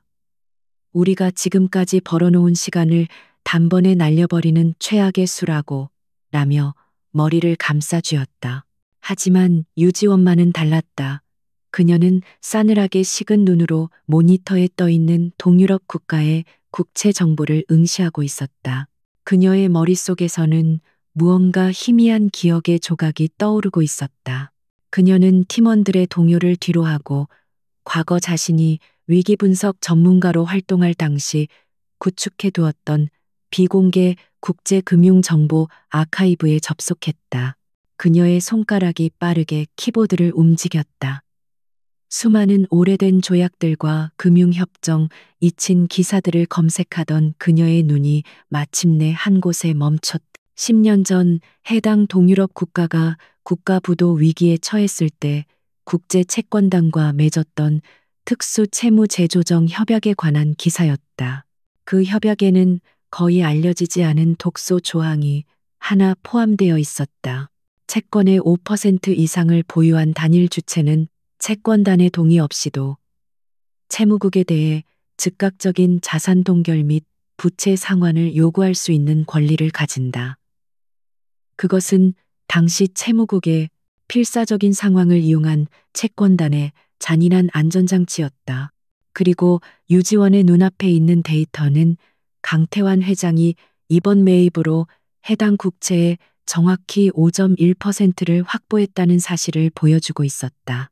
유지원의 심장이 격렬하게 뛰기 시작했다. 그녀는 다음 단계로 넘어갔다. 오세영에게 아우라를 공격하는 헤지펀드의 전체 자산 포트폴리오를 다시 분석해달라고 요청했다. 그들이 겉으로 드러난 자산 외에 복잡한 파생 상품과 부의 자산을 통해 숨겨놓은 진짜 약점을 찾아내야 했다. 오세영의 해킹 능력과 김도윤의 데이터 분석 능력이 합쳐지자 마침내 거대한 빙산의 수면 아래 모습이 드러났다. 결과는 충격적이었다. 그 헤지펀드는 자신들의 진짜 자산을 바로 그 동유럽 국가의 국채를 담보로 한 복잡한 신용파산 스왑, CDS 상품에 연계시켜 운용하고 있었다. 만약 누군가가 그 국채에 대한 디폴트를 선언하면 그들이 쌓아 올린 거대한 부의 피라미드는 순식간에 무너져 내리는 구조였다. 그들은 그 독소 조항이 세상에서 잊혔다고 확신했기에 가장 위험한 곳에 자신들의 심장을 숨겨두었던 것이다. 그 순간 유지원은 할아버지의 거대한 계획을 깨닫고 온몸에 전율을 느꼈다. 이것은 노망난 늙은이의 실수가 아니었다. 그것은 수십 년의 경륜과 통찰력이 빚어낸 신의 한 수였다. 할아버지는 적이 누구인지, 그리고 그들의 가장 치명적인 약점이 무엇인지 이미 알고 계셨던 것이다. 그는 병상에 누워 말 한마디 할 수 없는 상황에서 오직 금융시장의 언어를 통해 그녀에게 메시지를 보낸 것이다. 내가 적의 심장을 겨눌 수 있는 총알을 보낸다. 방아쇠를 당기는 것은 너의 몫이다. 유지원은 자리에서 일어났다. 그녀의 눈빛은 더 이상 차갑지 않았다. 오히려 뜨거운 불꽃이 타오르고 있었다. 팀장님들, 모두 제 말을 들어주세요. 이건 위기가 아니라 기회입니다. 회장님께서 우리에게 완벽한 판을 만들어 주셨습니다. 그녀는 자신이 발견한 모든 것을 팀원들에게 설명했다. 독소 조항, 헤지펀드의 숨겨진 약점, 그리고 이 모든 것을 연결하는 강태환 회장의 천재적인 계획까지. 벙커 안의 공기는 순식간에 절망에서 경탄과 흥분으로 바뀌었다. 그녀는 스크린의 두 개의 창을 나란히 띄웠다. 왼쪽에는 최진석의 비자금 흐름을 증명하는 차트가, 오른쪽에는 헤지펀드를 단번에 파산시킬 수 있는 국채 보유 현황이 있었다. 방패와 검. 그녀가 처음 계획했던 모든 것이 이제 완성되었다. 이제 남은 것은 이 두 개의 무기를 어떻게 사용해 적의 심장을 꿰뚫는가 하는 것뿐이었다. 최진석은 곧 강민혁을 끌어내리기 위해 임시 주주총회를 소집할 것이 분명했다. 그리고 그곳이 바로 그녀가 준비한 거대한 전쟁의 마지막 무대가 될 것이었다. 아우라 그룹의 임시 주주총회장은 거대한 판결을 앞둔 법정처럼 차갑고 엄숙한 공기로 가득 차 있었다. 단상 위 사회자석에 앉은 이사회 의장의 얼굴은 굳어 있었고 주주들의 좌석에서는 탐욕과 불안, 그리고 계산적인 눈빛들이 뒤섞여 보이지 않는 스파크를 일으켰다. 오늘은 아우라 그룹의 창업주 강씨 일가의 지배력이 종식될지도 모르는 역사적인 날이었다. 이 모든 것을 계획하고 지휘한 최진석은 자신의 자리에서 만족스러운 표정으로 이 광경을 지켜보고 있었다. 그는 오랫동안 이 날을 기다려왔다. 강태환이라는 거대한 그림자 밑에서 수십 년간 충신인 척 자신을 위장하며 야망의 칼날을 갈아왔다. 그리고 마침내 늙은 사자가 쓰러지고 어리석은 후계자가 허둥대는 지금 그는 자신이 준비한 완벽한 무대의 주인공이 되어 있었다. 그는 주변의 원로 이사들과 눈빛을 교환하며 승리를 확신했다. 강민혁의 편에 서 있는 이사는 거의 없어 보였다. 고립된 젊은 총수는 그저 처형을 기다리는 죄수처럼 보일 뿐이었다. 이윽고 이사회 의장이 마이크를 잡고 낮은 목소리로 총회의 시작을 알렸다. 오늘 우리는 매우 무거운 마음으로 이 자리에 모였습니다. 주지하시다시피 우리 아우라 그룹은 창립 이래 최대의 위기를 맞고 있습니다. 이에 주요 주주들의 발의에 따라 강민혁 총수의 해임안을 긴급 안건으로 상정하게 되었습니다. 그의 말이 끝나자 장내는 찬물을 끼얹은 듯 조용해졌다. 모든 시선이 단상 아래 피고인처럼 앉아있는 강민혁에게로 향했다. 최진석이 발언권을 얻어 자리에서 일어났다. 그는 슬픔과 비장함이 뒤섞인 표정을 지으며 준비된 연설을 시작했다. 존경하는 주주 여러분, 그리고 동료 임직원 여러분. 저는 이 자리에서 강민혁 총수의 리더십을 비판하려는 것이 아닙니다. 오히려 너무나 큰 책임의 무게에 힘겨워하는 젊은 후계자의 모습을 보며 안타까운 마음을 금할 수 없습니다. 그의 목소리는 진심 어린 걱정처럼 들렸지만 그 내용은 강민혁의 가슴에 비수를 꽂는 말들이었다. 그는 대형 스크린에 추락하는 주가 그래프와 해외 신용평가기관의 부정적인 보고서를 차례로 띄웠다. 보십시오. 이것이 지난 몇 주간 우리가 마주한 현실입니다. 유능한 리더십 아래에서는 결코 일어날 수 없는 일들입니다. 강 총수는 위기 상황에서 감정적인 판단으로 일관하며 귀중한 자금을 낭비했고 결국 핵심 공급망까지 무너지는 최악의 사태를 초래했습니다. 그의 논리적인 비판의 주주들 사이에서는 동요와 함께 수군거리는 소리가 커져갔다. 그리고 최진석은 그의 마지막 결정타를 날렸다. 그는 스크린에 강태환 회장의 비상식적인 채권 매입 기사를 띄웠다. 가장 가슴 아픈 것은 바로 이 부분입니다.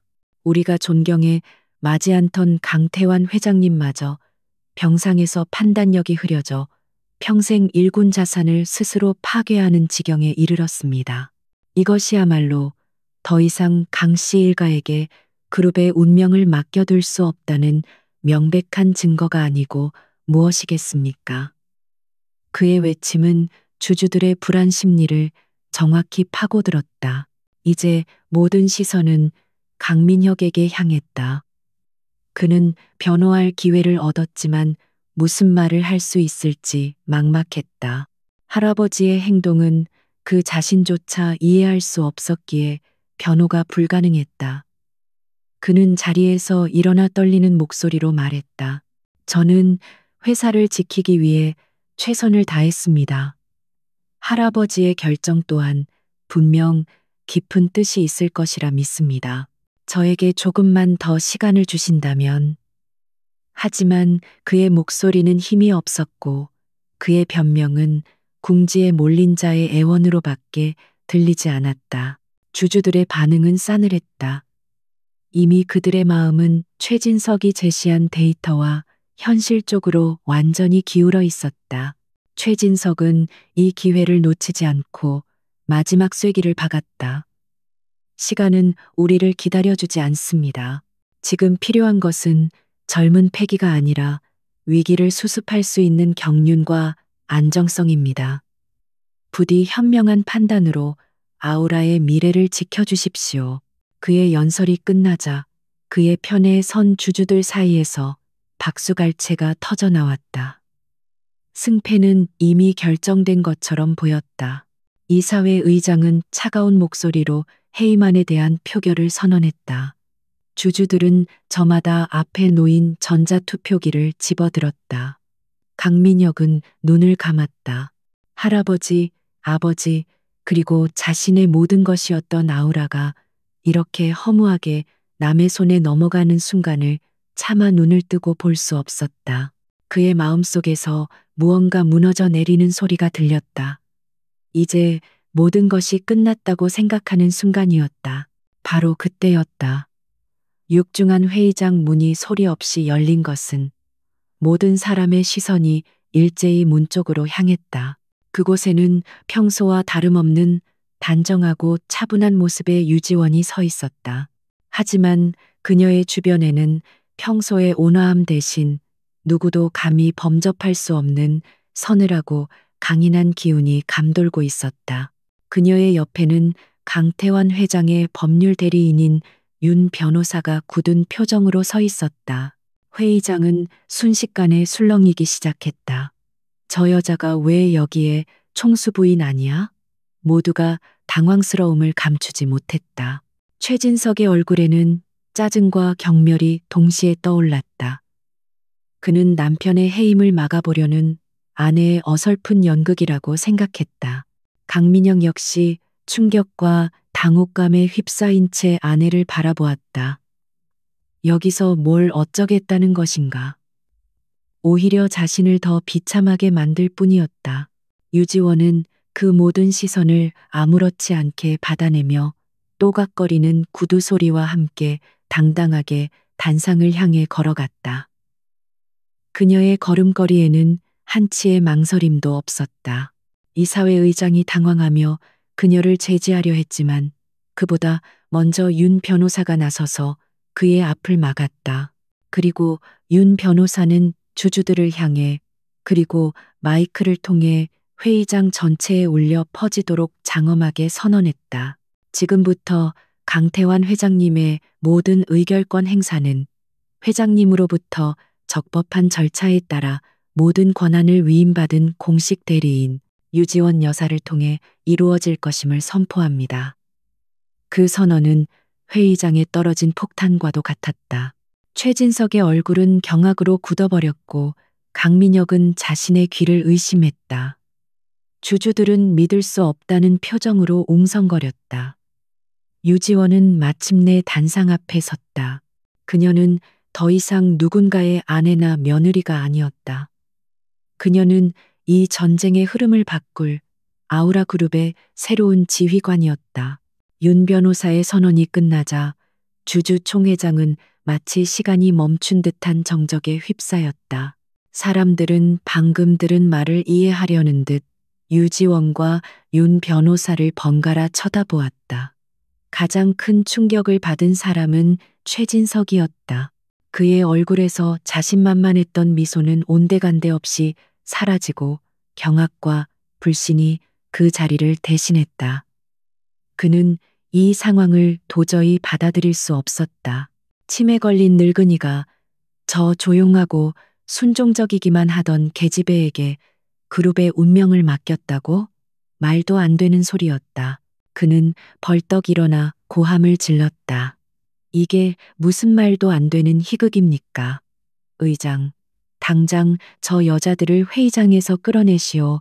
회장님은 지금 정상적인 판단을 할 수 없는 상태입니다. 저건 명백히 무효입니다. 그의 목소리는 불안감으로 인해 날카롭게 떨리고 있었다. 그의 동요는 다른 주주들에게도 전염되었다. 회의장은 다시 웅성거리기 시작했다. 강민혁 역시 혼란스러운 눈으로 아내를 바라보았다. 대체 이게 어떻게 된 일인지, 그녀가 무슨 생각으로 이 무모한 일을 벌이는지 알 수 없었다. 하지만 유지원은 조금도 동요하지 않았다. 그녀는 최진석의 발악을 차가운 눈으로 응시할 뿐이었다. 윤 변호사가 그의 앞을 막아서며 법적인 효력이 있는 위임장과 강태환 회장이 자신의 의지를 명확히 표현하는 영상 기록을 스크린에 띄웠다. 영상 속에서 강 회장은 비록 말은 어눌했지만 또렷한 눈빛으로 자신의 모든 권한을 손주면을 이 유지원에게 위임한다는 사실을 분명히 하고 있었다. 법적으로 반박할 수 없는 증거였다. 최진석은 할 말을 잃고 자리에 주저앉았다. 마침내 회의장의 소란이 잦아들자 유지원은 단상 중앙에 있는 마이크 앞에 섰다. 그녀의 차분하고 조용한 목소리가 스피커를 통해 장내에 울려 퍼졌다. 존경하는 주주 여러분. 먼저 이 신성한 총회의 진행을 방해하게 된 점 깊이 사과드립니다. 하지만 저는 오늘 여러분께서 아우라의 미래를 위해 반드시 알아야 할 진실을 말씀드리기 위해 이 자리에 섰습니다. 그녀의 목소리에는 이상한 힘이 있었다. 사람들은 저도 모르게 그녀의 말에 귀를 기울이기 시작했다. 그녀는 최진석이 띄워놓았던 주가 그래프를 그대로 둔 채 말을 이었다. 최진석 전무님께서는 이 그래프를 근거로 현 경영진의 무능을 지적하셨습니다. 맞는 말입니다. 주가는 추락했고 회사는 위기에 빠졌습니다. 하지만 그 원인이 정말로 무능 때문이었을까요? 그녀는 리모컨을 들어 스크린에 새로운 창을 띄웠다. 그것은 지난 몇 주간 아우라의 주식을 공격한 해외 헤지펀드의 매매 패턴을 분석한 자료였다. 이 공격은 단순한 시장 논리에 따른 것이 아니었습니다. 아우라 그룹의 내부 정보, 특히 저희의 방어 전략과 자금 운용 계획을 실시간으로 파악하고 있지 않다면 절대 불가능한 지능적이고 외과수술처럼 정교한 공격이었습니다. 그녀의 시선이 정면에 최진석에게 향했다. 그리고 그 내부 정보를 적에게 넘긴 배신자가 바로 우리 안에 있었습니다. 그녀는 다음 화면으로 최진석의 심야 서버 접속 기록과 그의 유령 회사 베리타스 캐피털의 자금 흐름도를 띄웠다. 최진석 전무는 그룹의 기밀 정보를 해외 헤지펀드에 팔아넘기고 그 대가로 거액의 뒷돈을 이 유령 회사를 통해 받아왔습니다. 이것이 바로 위기의 진짜 본질입니다. 무능이 아니라 치밀하게 계획된 반역 행위였던 겁니다. 회의장은 그야말로 아수라장이 되었다. 주주들은 경악했고 최진석은 얼굴이 새하얗게 질린 채 소리쳤다. 거짓말, 새빨간 거짓말이야. 저건 모두 조작된 증거다. 하지만 그의 외침은 유지원이 다음 증거를 재생하는 순간 공허한 메아리가 되었다. 회의장 스피커에서 익숙한 목소리가 흘러나왔다. 바로 최진석 자신의 목소리였다. 예상대로 강민혁이 미끼를 물었습니다. 자사주 매입에 막대한 자금을 쏟아붓고 있으니 곧 자금줄이 마를 겁니다. 2단계 공격을 시작해서 숨통을 끊어버리십시오. 헤지펀드 매니저와 은밀하게 통화하는 내용이 담긴 명백한 증거였다. 최진석의 온몸에서 힘이 빠져나가는 듯했다. 그는 의자에 탄더반디 조러샤랄. 이제 모든 것이 끝났다는 것을 직감했다. 하지만 유지원의 공격은 여기서 끝나지 않았다. 그녀는 아직 마지막 비수를 꺼내지 않고 있었다. 그녀는 주주들을 향해 말했다. 하지만 여러분, 최진석 전무와 그 배후 세력이 간과한 것이 하나 있습니다. 바로 저희 할아버님, 강태환 회장님의 위대함입니다. 그녀는 스크린에 강 회장의 동유럽 국채 매입 기사를 띄웠다. 최 전무는 이것을 노망든 늙은이의 실수라고 조롱했습니다. 하지만 이것이야말로 이 모든 전쟁을 끝내기 위한 신의 한 수였습니다. 그녀는 10년 전 체결된 이친 조약과 채권의 5% 이상을 보유한 주체가 채무국에 대해 즉각적인 자산 동결을 요구할 수 있다는 독소 조항에 대해 설명하기 시작했다. 복잡한 국제금융법에 대한 그녀의 설명은 막힘이 없었고 그 논리는 완벽했다. 주주들은 숨을 죽인 채 그녀의 브리핑에 빠져들었다. 그리고 그녀는 마지막 퍼즐 조각을 맞추었다. 우리를 공격한 저 헤지펀드는 바로 이 동유럽 국채를 담보로 한 파생 상품에 자신들의 모든 자산을 연계시켜 놓았습니다. 세상에서 가장 안전하다고 믿었던 곳에 자신들의 심장을 숨겨두었던 것입니다. 그녀는 잠시 말을 멈추고 회의장에 모인 모든 사람들의 눈을 똑바로 쳐다보았다. 그리고는 차갑고도 장엄한 목소리로 선언했다. 그리고 저는 바로 1시간 전 강태환 회장님의 공식 대리인 자격으로 해당 채무국 정부의 채권자 권리를 공식적으로 행사했음을 이 자리에서 알립니다. 현재 헤지펀드의 모든 자산은 국제법에 따라 동결 절차에 들어갔으며 그들이 쌓아 올린 부의 제국은 오늘부로 파산했습니다. 그 순간 회의장에는 폭탄이 터진 듯한 충격이 휩쓸었다. 사람들은 자신의 귀를 의심했다. 한낱 가정주부로만 알았던 여인이 단 몇 마디 말로 거대한 국제 헤지펀드를 파산시켰다는 사실을 믿을 수 없었다. 최진석은 넋이 나간 표정으로 스크린을 응시했다. 그는 자신이 완벽하다고 믿었던 계획이 어떻게 이렇게 처참하게 무너졌는지 이해할 수 없었다. 그는 유지원이라는 존재의 진정한 무서움을 이제야 깨달았다. 강민혁은 그 자리에 얼어붙은 듯 서 있었다. 아내의 입에서 나오는 모든 말들이 그의 머리를 망치로 내리치는 듯 했다. 할아버지의 기이한 행동 속에 숨겨진 거대한 계획, 그리고 그 계획을 완벽하게 꿰뚫어보고 실행에 옮긴 아내의 압도적인 능력. 그는 자신이 얼마나 어리석었는지, 아내를 얼마나 과소평가했는지 깨달았다. 부끄러움과 경외감이 그의 온몸을 휩쓸었다. 바로 그때 회의장의 뒷문이 활짝 열리며 검찰 수사관들이 들이닥쳤다. 그들은 곧장 최진석과 그의 편에 섰던 몇몇 임원들에게 다가가 차가운 목소리로 말했다. 업무상 배임 및 외환관리법 위반 혐의로 긴급 체포합니다. 저항할 기력조차 남아있지 않던 최진석은 수갑이 채워진 채 무기력하게 끌려나갔다. 그를 따르던 이사들은 서로의 탓을 하며 아비규환을 연출했다. 모든 것이 순식간에 정리되었다. 강민혁 총수 해임안은 상정된 것 자체가 코미디가 되어버렸고 주주총회는 그대로 폐회되었다. 텅 비어가는 회의장 단상 위 유지원은 여전히 조용히 서 있었다. 그녀는 거대한 폭풍을 일으켰지만 정작 자신은 그 폭풍의 눈처럼 고요했다. 강민혁은 천천히 그녀에게 다가갔다. 그는 아내의 얼굴을 제대로 쳐다볼 수가 없었다. 그는 자신의 아내에 대해 아무것도 모르고 있었다는 사실을 인정해야만 했다. 최진석과 그의 공범들이 수갑을 찬 채 끌려나가자 거대했던 주주총회장에는 마치 폭풍이 휩쓸고 지나간 듯한 공허한 정적만이 남았다.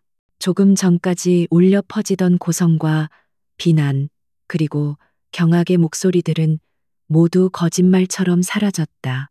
주주들은 아직 충격에서 벗어나지 못한 채 혹은 새로운 권력의 향방을 가늠하려는 듯 단상 위에 조용히 서 있는 유지원과 그 앞에 굳어버린 강민혁을 조심스럽게 쳐다보며 하나둘 자리를 떴다. 강민혁은 움직일 수가 없었다. 그는 바로 몇 미터 앞에 서 있는 자신의 아내를 바라보았지만 그녀는 마치 처음 보는 사람처럼 낯설게 느껴졌다. 늘 자신의 뒤에서 조용히 미소 짓던 자신이 지켜주어야 할 연약한 존재라고만 생각했던 여인. 하지만 오늘 그녀가 보여준 모습은 거대한 제국을 구한 냉철한 지략가이자 적의 심장을 단칼에 꿰뚫어버린 무자비한 전사였다. 그는 압도적인 경외감과 함께 깊은 부끄러움을 느꼈다. 그는 천천히 아주 무거운 발걸음을 옮겨 아내의 앞으로 다가갔다. 무슨 말을 해야 할지 알 수 없었다. 미안하다는 말로는 부족했고 고맙다는 말은 너무나 가볍게 느껴졌다. 그가 간신히 입을 열려는 순간 유지원이 먼저 그를 돌아보며 옅은 미소를 지었다. 그 미소는 승리자의 오만한 미소가 아니었다. 모든 것을 이해한다는 듯 지친 남편을 위로하는 따뜻하고 평온한 미소였다. 이제 끝났어요, 민혁 씨. 우리 집으로 돌아가기 전에 해야 할 일이 아직 남았어요. 그녀의 말에 강민혁은 정신을 차렸다. 그렇다. 전쟁은 끝났지만 폐허를 재건하는 일이 남아 있었다. 그가 아내와 함께 회의장 문을 나서는 순간 복도에서 기다리고 있던 기자들과 직원들이 일제히 그들에게 몰려들었다. 하지만 이전과는 분위기가 완전히 달랐다.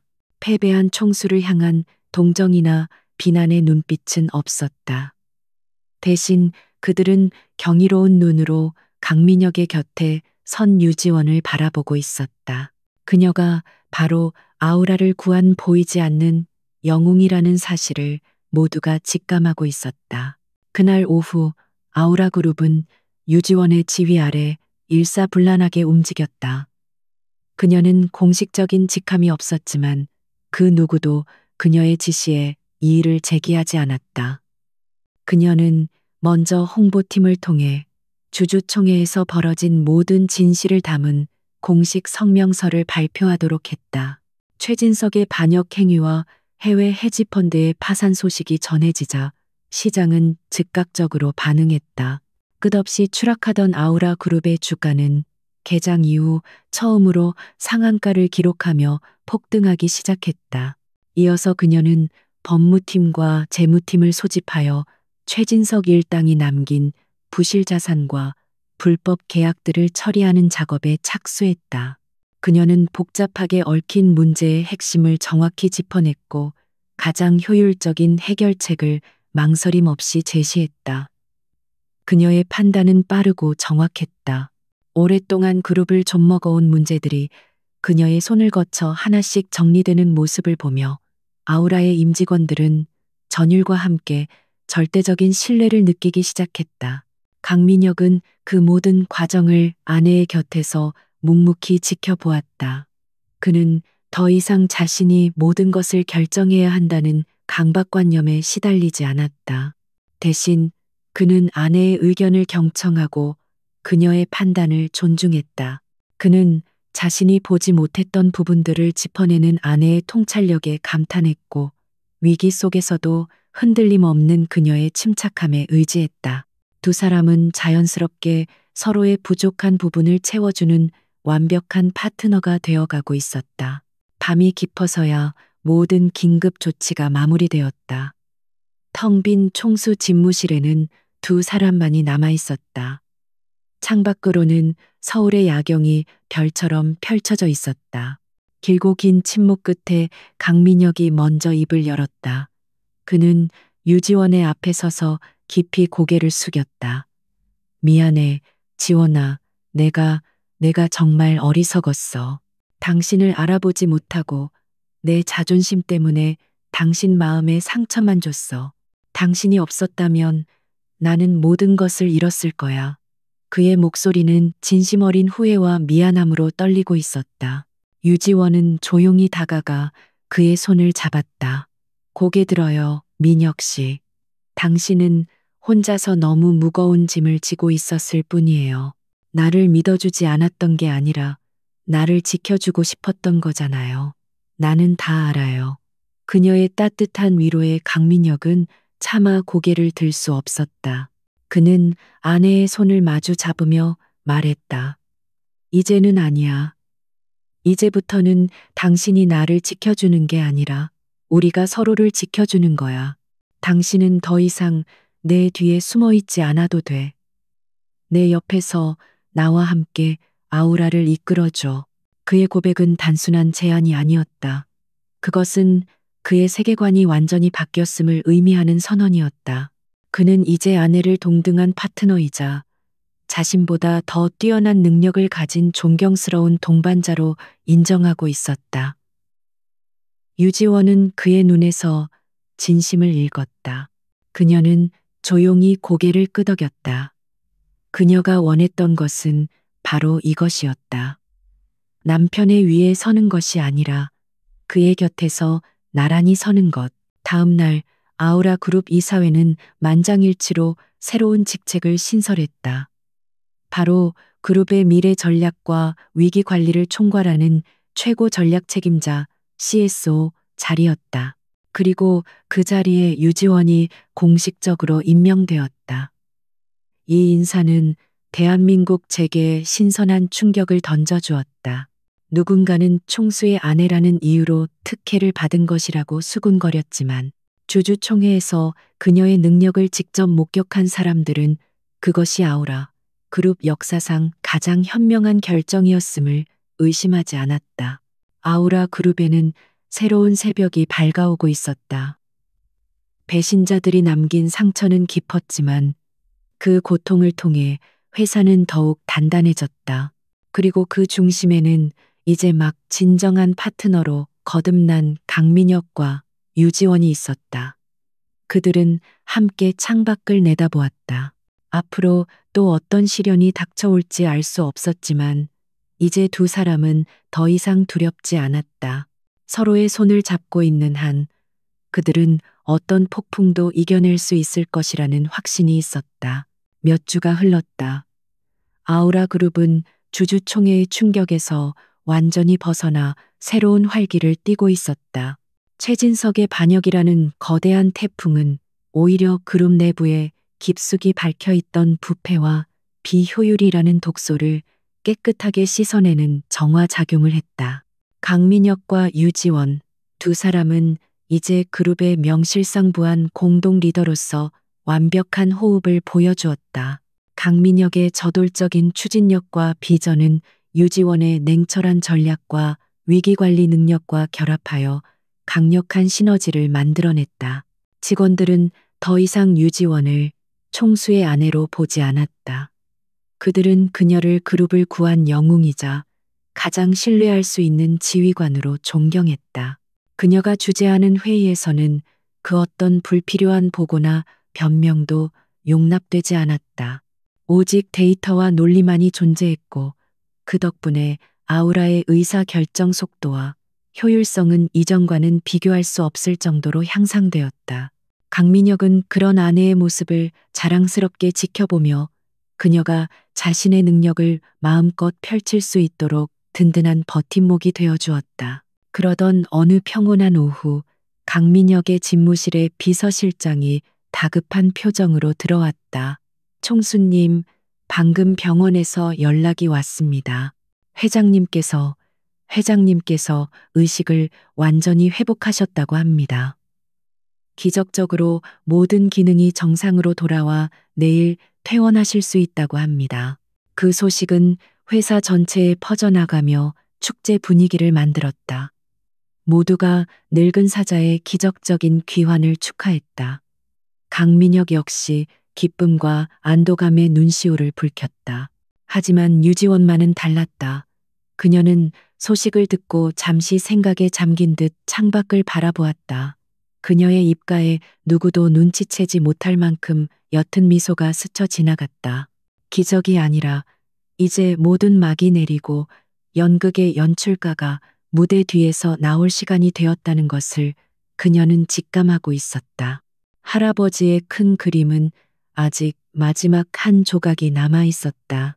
퇴원 후 며칠이 지난 주말 강태환 회장은 강민혁과 유지원을 평창동의 옛 저택으로 불렀다.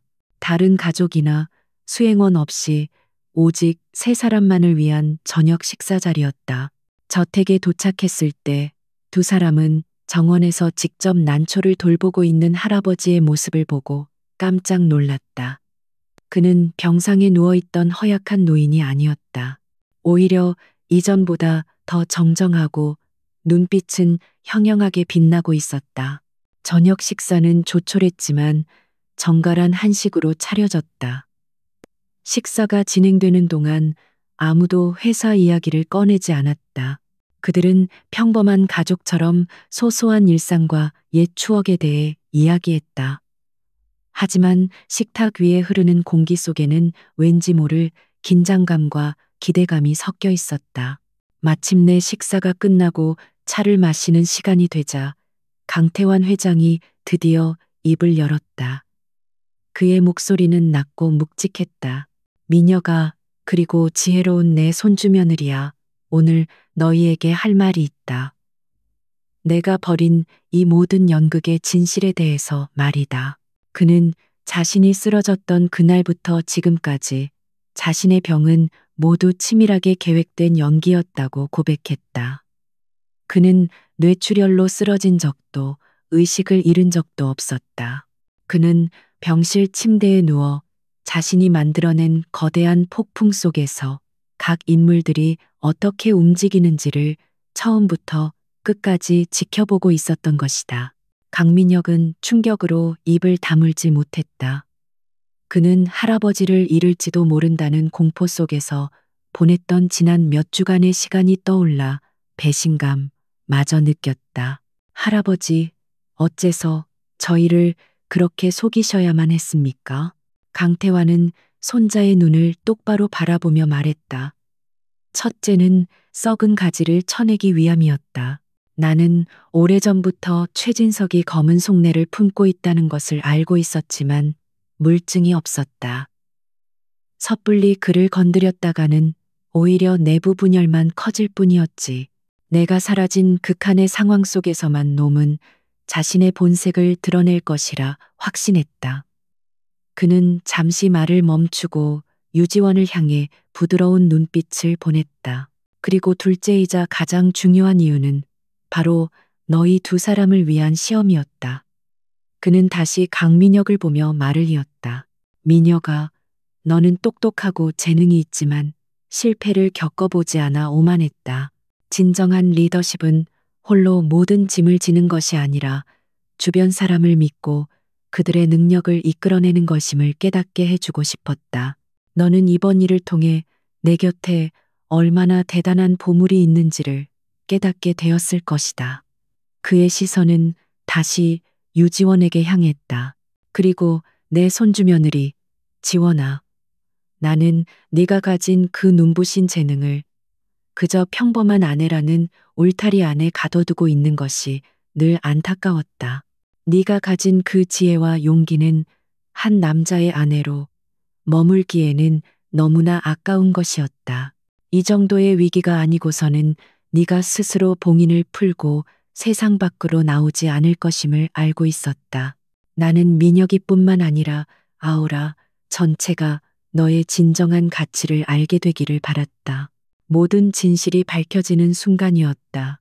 이것은 단순히 배신자를 색출하기 위한 함정이 아니었다. 그것은 다음 세대의 후계자들을 진정한 리더로 담금질하기 위한 늙은 스승의 마지막 가르침이었던 것이다. 강민혁은 할아버지의 깊은 뜻 앞에서 아무 말도 할 수 없었다. 배신감은 눈 녹듯 사라지고 그 자리에 깊은 존경심과 감사함이 차올랐다. 그는 자리에서 일어나 할아버지와 아내 앞에서 깊이 고개를 숙였다. 강태환 회장은 흐뭇한 미소로 두 사람을 바라보았다. 그는 자신의 손을 두 사람의 손 위에 포개며 말했다. 이제 내 역할은 끝났다. 나는 이제 모든 것을 내려놓고 평범한 늙은이로 돌아갈 것이다. 아우라의 미래는 이제 너희 두 사람의 것이다. 민혁이의 비전과 지원이의 지혜가 함께한다면 아우라는 내가 상상했던 것보다 훨씬 더 위대한 제국이 될 것이라 믿는다. 이야기는 그렇게 막을 내렸다. 강태환 회장은 공식적으로 은퇴를 선언하고 경영 일선에서 완전히 물러났다. 아우라 그룹은 강민혁과 유지원이라는 대한민국 재계 역사상 가장 강력한 파트너십으로 평가받는 두 사람의 공동 경영 체제 아래 새로운 시대를 열었다. 그들은 더 이상 서로를 의심하거나 시험하지 않았다. 서로의 가장 강한 힘이자 가장 든든한 방패가 되어 닥쳐오는 모든 시련을 함께 헤쳐나갔다. 늙은 회장이 던진 혹독한 시험은 결국 모두에게 가장 의미 있고 완벽한 결말을 가져다 준 최고의 선물이 되었다.